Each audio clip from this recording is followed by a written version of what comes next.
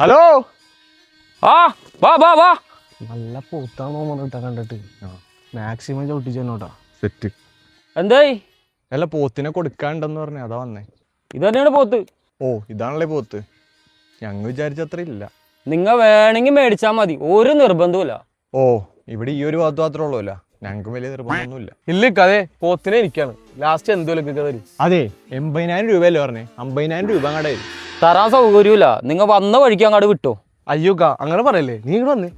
മണ്ട ഒറ്റയടിക്ക് 50,000 ഒക്കെ പറഞ്ഞാൽ എങ്ങനെ സമ്മതിക്കണേ? ശരിയാ, നീ വീടിയില്ലേ ഇക്ക അവന് പോത്ത് വെച്ചോടെ വലിയ ധാരണ ഒന്നുമില്ല. അല്ല ഇത് ഏത് ബ്രീഡാ? ഇത് നാടൻ ഹൈബ്രിഡ് പോത്താണ്. ഓ ആണല്ലേ. അവസാനം എന്തുലൊക്കെ തരും? എന്തു നോക്കാൻ, അവസാനം 60 രൂപക്ക് വരും. എല്ലിക്ക നിന്ന് ചിലക്കാതെ ഇറങ്ങി പോടാ. ഇക്ക അങ്ങനെ ഒറ്റയടിക്ക് പറയല്ലേ, ഞങ്ങൾക്കൊന്ന് സംസാരിക്കണം. പുള്ളി കുറച്ച് പിടിവാശിക്കാരനാ, നമുക്കൊന്ന് മയത്തിലടിയില്ല. ഇക്ക നാടനാണല്ലേ.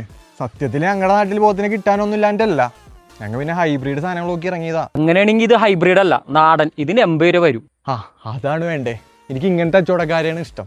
ഇക്ക ലാസ്റ്റ് 79,999 തരുമോ? ഇല്ല, 80,000 വിട്ട് ഒരു കളിയില്ല. യെസ് അത് തന്നെ, ഞങ്ങൾ വാങ്ങിക്കണ പോത്തിനാ.